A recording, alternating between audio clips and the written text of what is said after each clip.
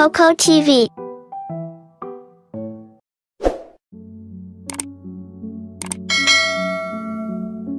एक दफा का जिक्र है कि एक गांव में एक ताजिर रहता था। वो मुख्तलिफ अशिया की तिजारत किया करता था। इस ताजिर के पास एक गधा था। इस गधे पर अपने सामान की बोरियां लाद कर बाजार में फरोख्त करने लेकर जाता। वो ताजिर अपने गधे की बहुत अच्छे से देखभाल करता था, क्योंकि इसको इस बात का एहसास था कि गधा इसके तिजारती कारोबार के लिए बहुत अहम है। इसलिए गधे को बहुत साफ सुथरा और सेहतमंद रखता था। वो इसको सेहतमंद खाना खिलाता। गधा जवान और ताकतवर था। वो काफी सारी बोरियां अपनी पीठ पर लाद कर अपने मालिक के साथ हर रोज बाजार जाता था।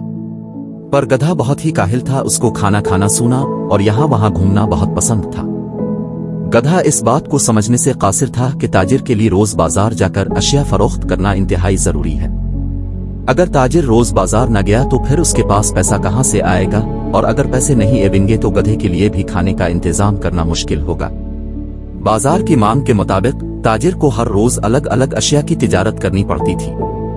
कभी दालें तो कभी अनाज, कभी सब्जी और फल वगैरह। ताजिर को हर रोज अपने गांव से गधे के साथ बाजार जाते वक्त दरिया को पार करना पड़ता था, और वो इसलिए अपने गधे का खास ख्याल रखता था। एक दिन ताजिर के करीबी दोस्त ने इसे बताया कि बाजार में नमक की काफी मांग चल रही है। बाजार में फरोख्त करने के लिए जल्द ही ताजिर ने 12 बोरियां नमक का इंतजाम कर लिया।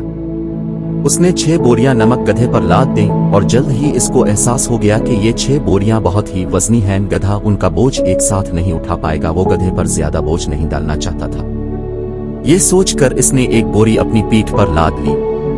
इसके बावजूद गधा चल ना सका। ताजिर इस बात से वाकिफ था कि इसका गधा काहिल भी है। इसने डंडे से गधे की पीठ पर मारा और गधा चल पड़ा। इस दिन ताजिर ने अपनी सारी नमक की बोरियां फरोख्त कर दें। ताजिर को अच्छे खासे पैसे मिले तो ताजिर ने हर रोज बाजार में नमक बेचना शुरू कर दिया।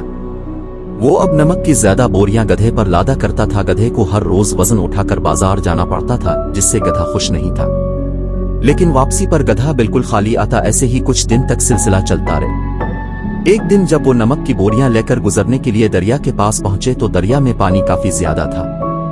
ताजिर ने गधे से कि हमें आराम से चलना होगा ताकि हम ये दरिया पार कर लें। तो जैसे ही उन्होंने आधा दरिया पार किया तो गधे को अचानक पत्थर से ठोकर लगी और वो पानी में फिसलकर एक पत्थर पर बैठ गया। ताजिर ने बहुत मुश्किल से गधे को उठाया और दरिया पार करवाया।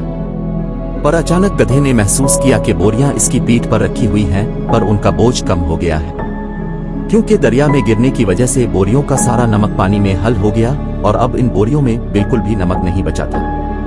ताजिर ने कहा कि शुक्र है मेरा गधा जख्मी नहीं हुआ, और ताजिर वापस घर आ गया। और गधा भी खुश हो गया कि आज छठी हो गई। इस दिन गधे ने खूब सारा खाना खाया और खूब सोया और बहुत खुश था।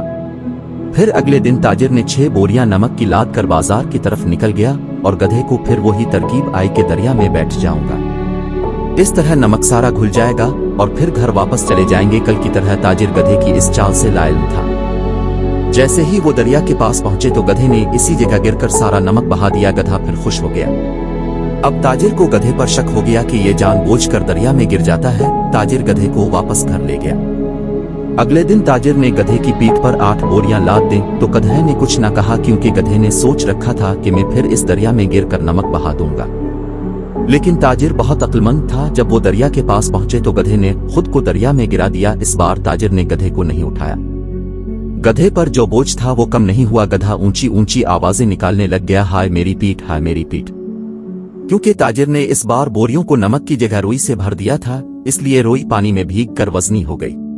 और फिर इस दिन गधा उन 8 वजनी बोरियों के साथ बाजार भी गया और वापस भी आया। फिर इस दिन गधे को एहसास हुआ और दोबारा इसने कभी गिरने की कोशिश नहीं की।